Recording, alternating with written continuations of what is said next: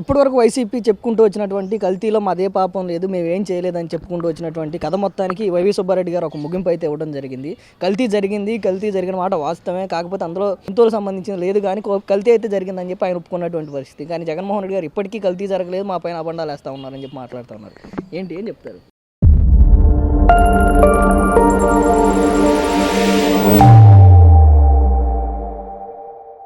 దొంగనే నేను దొంగడని ఎవరు చెప్పుకోరు.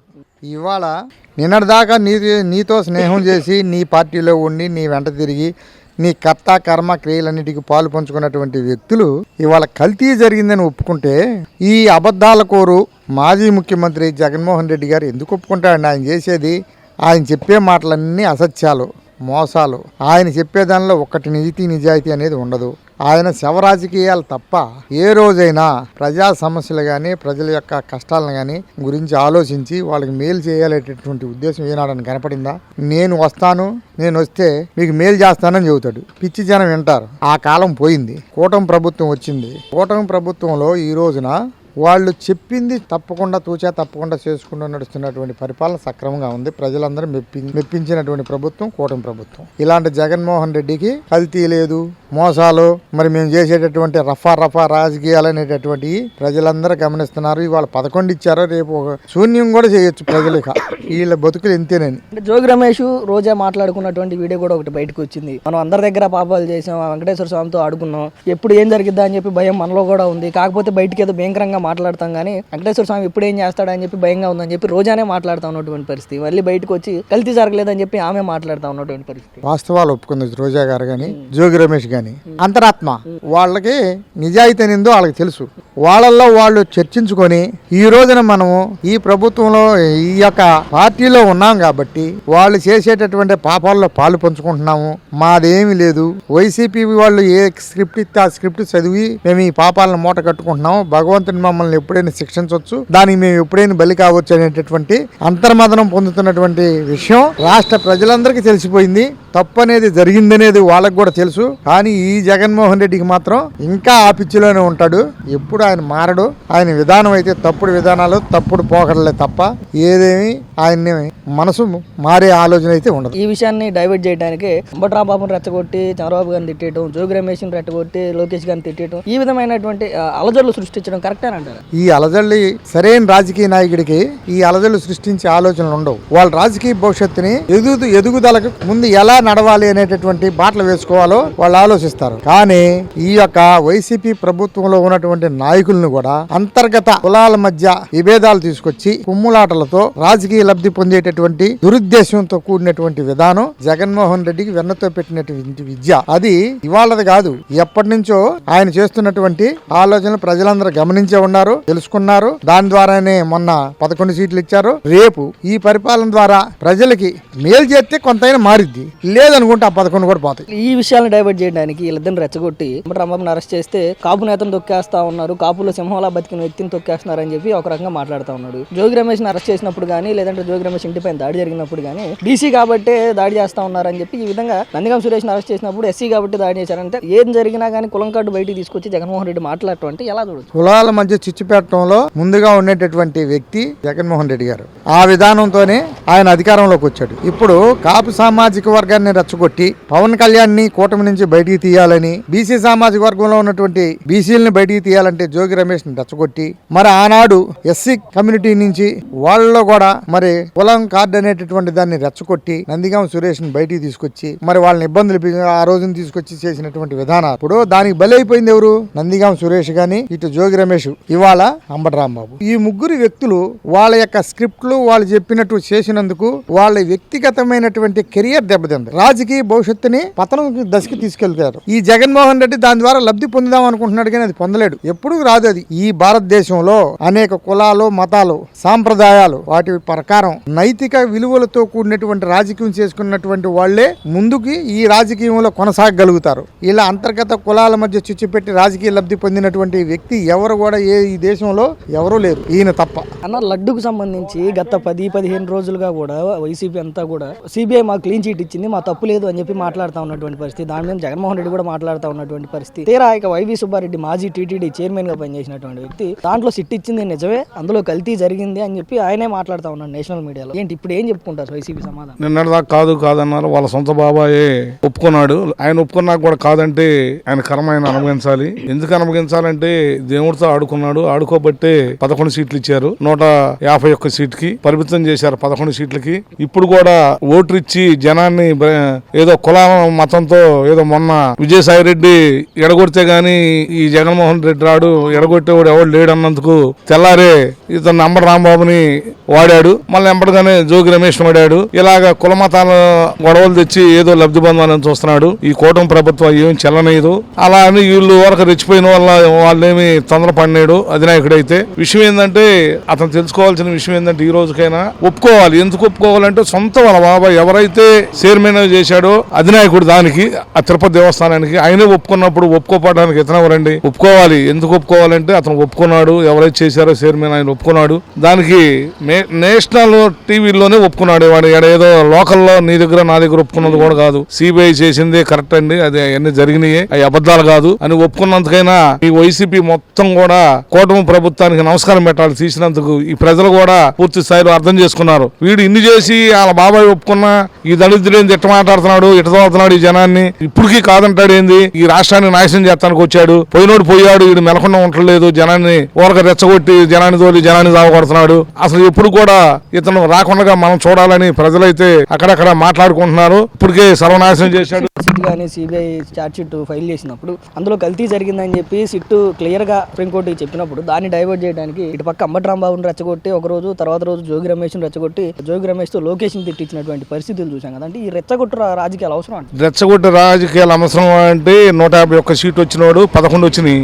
మరి వాడు ఏదో రకంగా జనంలో తిరగాలి, జనాన్ని తిరగాలి, జనంలోకి రావాలి అంటే ఇలా రెచ్చగొట్టి ఏదో రకంగా ఇలా తప్పుడు చేయాలిగా. వాడు చేసిన తప్పు కప్పిపుచ్చుకోవడానికి దానికోసమే ఈ యాగం అంతా చేస్తున్నాడు. తర్వాత కులభేదాలు తెచ్చి అనేకమైన సమస్యలు తెచ్చి రకరకాలుగా ఏదో కాపుల్ని ఎడగొట్టకపోతే మనం ఎప్పటికీ గెలవలేని భావంతో కాపుల్ని బీసీలని రెచ్చగొట్టి అయ్యని వాళ్ళతో అనిపించి నేను నెక్స్ట్ గవర్నమెంట్ వస్తే మీ వల్ల ఎక్కడ మేము మంచి ఉన్నతమైన స్థానంలో పెడతాను, మిమ్మల్ని మీరు రెచ్చిపోండి ఏదన్నా ఉంటే నేను చూసుకుంటాను, రాష్ట్ర ప్రజలకు అర్థం అవ్వాలి అన్నట్టుగా తిట్టిస్తున్నాడు. రాష్ట్ర ప్రజలకు అర్థమైంది ఇవన్నీ జగనే తిట్టిస్తున్నాడు, జగనే ఈ రాష్ట్రాన్ని ఆగం చేస్తానికి ఉన్నాడు, ప్రశాంతంగా ఉంది ఈ రాష్ట్రం, మళ్ళీ ఆగం చేస్తానికే చూస్తున్నాడు, ఈయన ఎప్పుడు కూడా రానికూడదు అనే భావంతో జనం అయితే నిర్ణయించుకున్నారు. జనాన్ని మభ్య పెడతానికి మేము ఆ టైంలో కల్తీ లేదని చెప్పాడు, ఈ టైంలో కల్తీ ఉందని చెప్తున్నాడు. అయినా లేని పక్షం దాన్ని కూడా సృష్టిస్తానికి జనాన్ని మభ్య పెడుతున్నాడు. ఈ లడ్డు అంశంలో అలా బాబాయ్ ఆడే కదా వైవి సుబ్బారెడ్డి గారే కదా చెప్పింది, లడ్డులో కల్తీ లేదు అని స్పష్టం చేసి చెప్పాడు. వాళ్ళకి అలవాటే ఫస్ట్ కానించి కూడా వెంకటేశ్వర స్వామి దుష్ప్రచారం చేయటం వాళ్ళకి అలవాటు. వాళ్ళ నాన్నగారు టైంలో కూడా 7 కొండలు ఎందుకు 2 కొండలు చాలు అని అన్నారు. ఈయన ఉన్న కల్తీ లడ్డు పెట్టి కల్తీ జరిగిందాన్ని జరగలేదని చెప్తున్నారు. జనం నమ్మే పరిస్థితుల్లో ఏమీ లేరు. దానికి సరైన గుణపాఠం ప్రజలు చెప్తారు. ఏంది కుల మతాలు గొడవలు అల్లర్లు సృష్టించడానికి చేపడుతున్నారు. వీళ్ళు ముఖ్యమైన కారకులు వీళ్ళు కొడాలి నానివ్వకుడు వీళ్ళందరూ మాట్లాడిన వాళ్ళే, చెడు కోతలు కూర్చిన వాళ్ళే. నిన్నగాక మొన్న కూడా అతను అంబటి రాంబాబు చంద్రబాబు నాయుడిని ఏమని రకంగా మాట్లాడాడు, అతను అనే మాటలేంటి, అతను అనే కోతలేంటి, అందుకని అతనికి తగిన శిక్ష పడిద్ది, తగిన శాస్తి జరిగిద్ది. అంటే అధికారంలోకి వస్తారు, అధికారంలోకి వచ్చిన తర్వాత ఎవరైతే దీనిపైన మా పైన ఇబ్బందులు పెడతా ఉన్నారో మా పైన జనానికి రపా అంటున్నారా అనేది ఈ మాట చాలు కదా జనానికి. ఉన్న 5 ఏళ్ళలో పరిపాలన ఎట్టుంది, ఇప్పుడు పరిపాలన ఎట్లా ఉంది అందరూ జనానికి అర్థమవుతుంది. అందుకనే 11 సీట్లతో పోయాడు. ఆ 11 సీట్లు కూడా రావు ఈ దెబ్బ. ఆ శ్రీవారితో ఆడుకున్నందుకే అంటే 2024లో 11 సీట్లు పరిమితం చేశారు. ఇంకా కూడా మారకుండా దాన్ని ఇంకా కవర్ జీరోకి వచ్చేస్తాడు, ఇంకా జీరోకి వచ్చేస్తాడు. ఇంకా మారకపోతే దాన్ని చేసేది ఏమీ లేదు. ఓ పక్క తల్లిని దూరం చేశాడు, చెల్లిని దూరం చేశాడు, బాబాయిని హత్య చేయించాడు, ఇన్ని చేసినాడు, ఇంకేమొస్తాడు? జనాన్ని కులాలకి మతాలకి చిచ్చు పెట్టేవాడు. ఏ రకాన్ని పైకి మళ్ళీ ముఖ్యమంత్రి ఒక్కసారి చూశారు, ఇంకా రెండోసారి కథం. ఇక అతను రాజకీయాలకే దూరంగా ఉంటాడు. అంబటి రాంబాబు అరెస్ట్ అయితేనేమో కాపు కాబట్టి తొక్కేస్తున్నారు అన్నాడు. జోగి రమేష్ అరెస్ట్ అయితేనేమో బీసీలని రాష్ట్రంలో బతకనివ్వట్లేదు అన్నారు. నందిగాం సురేష్ అరెస్ట్ అయితే ఎస్సీల పైన ఉక్కుపాదం మోపుతున్నారని చెప్పి ఈ విధంగా గతంలో వాళ్ళు చేసిన తప్పులకి అన్యాయాలకి వాళ్ళు చేసిన దౌర్జన్యాలకి అరెస్టులు అవుతూ ఉంటే దీనికి కులం కార్డు బయటికి తీసుకొచ్చి కుల రాజకీయాలు చేయడం అంతవరకు ముందు కులం లేదండి. మరి ఇంతమంది ప్రభాకర్ని ఏ రకంగా ఏది ఇచ్చారండి, కొల్లు రవీంద్రని ఏ రకంగా ఇచ్చారండి, మరి రఘురామకృష్ణ ఆ రోజులు ఇవ్వా కులాలు మతాలు ఇప్పుడు వచ్చినాయా, వీళ్ళకి వచ్చేపాటికి ఒకటి మాకు వచ్చేపాటికి ఒకటి అన్నట్టుగా మాట్లాడుతున్నారు. అది ఎవరికైనా ఒకటే శిక్ష ఒకటే అన్న కదా.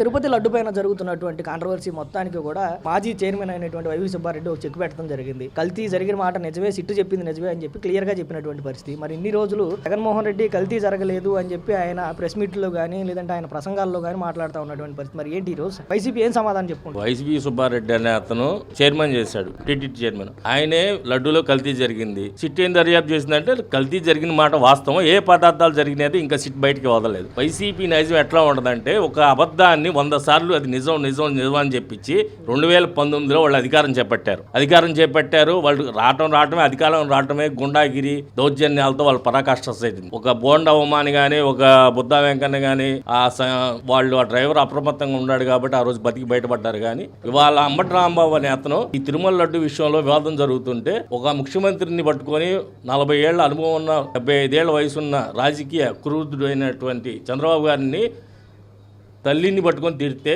దానికి ప్రతిస్పందనగా గల్లా మాధవ్ గారు స్పందించి ఇంటికి వెళ్ళి సమాపన చెప్పమని కోరుకున్నారు. దానికి ఒక కాపు సంఘం కాపు కులం మీద దాడి జరిగిందని సృష్టించారు. ఇట్లానే కాపు బుద్ధా వెంకన్న కాపు కులం కాదా? మరి అప్పుడు ఏమయ్యారు ఈ కాపు నాయకులందరూ?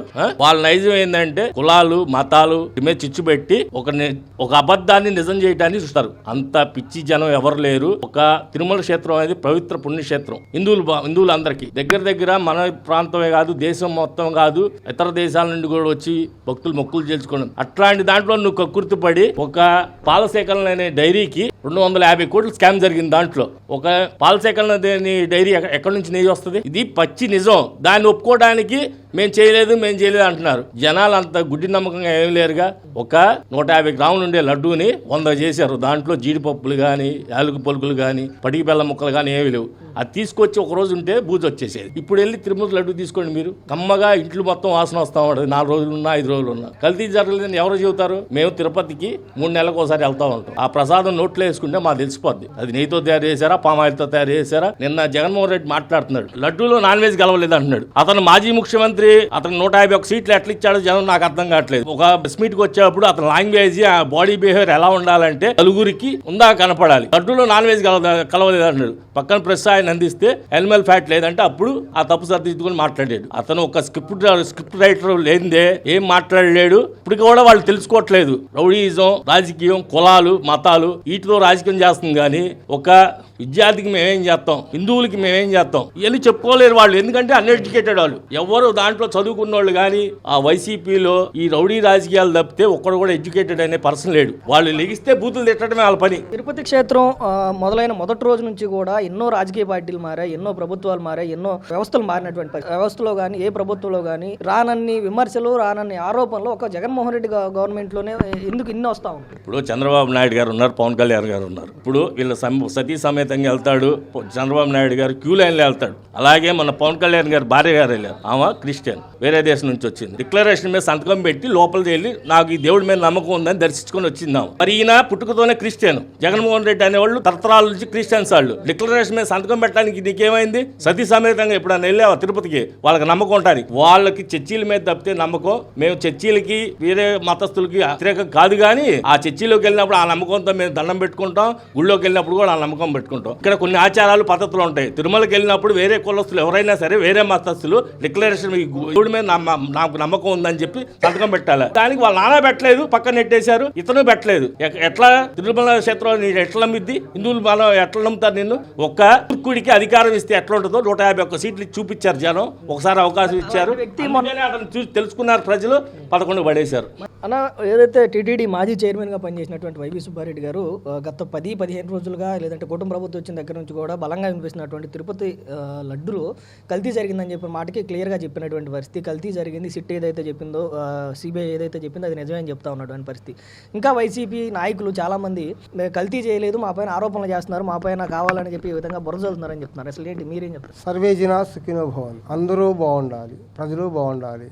రాజకీయాలు అతీతంగా తిరుమల తిరుపతి దేవస్థానాన్ని ఎవరైతే కల్తీ చేస్తారో మన సెక్షన్స్ అవసరం. పైన భగవంతుడు ఉన్నాడు, వెంకటేశ్వర స్వామి ఉన్నాడు, ఆయన దారి ఆయనే చూపిస్తాడు. పార్టీలు కాదు ఇక్కడ కావాల్సింది. హిందువులు మనోభావాలు దెబ్బతీశాడు. ఆ లడ్డు మేము తిన్నాం. ఏందిరా బాబు ఈ కర్మ మాకు? ఈ ఆంధ్రప్రదేశ్ తిరుమల తిరుపతి దేవస్థానం మాకు పుట్టినిల్లు. ఎక్కడెక్కడి నుంచో దేశాల నుంచి వచ్చి ఆ తిరుమల తిరుపతి దేవస్థానాన్ని లడ్డు తీసుకెళ్తారు. వెంకటేశ్వర స్వామి కన్నా కూడా ముందు లడ్డు మీద ప్రేమ ఎక్కువ చూపిస్తారు మా హిందువులు. అంత పవిత్రమైన లడ్డుని ఇలాంటి చెడు రాజకీయాలు వీళ్ళందరినీ అసలు ఆ భగవంతుడు శిక్ష అనేది ఇస్తాడు. టైం పట్టింది. ఎవరైతే పుణ్యం చేస్తారో భగవంతుడు వాళ్ళని కాపాడుతాడు. అది టీడీపీయా వైసీపీ అని కాదు. ఎవడైతే శిక్షించబడతాడో శిక్ష మాత్రం వెంకటేశ్వర స్వామి తప్పగా తీసుకుంటాడు. అది మాత్రం పక్కా. ఎందుకంటే ప్రజలు ఆ లడ్డు తిని ఎంతో బాధపడుతున్నారు. కోర్టులు తీర్పిచ్చినాయి. ఆ కోర్టులు కూడా నమ్మట్లేదు, తీర్పు నమ్మట్లా. Government of India నమ్మట్లా.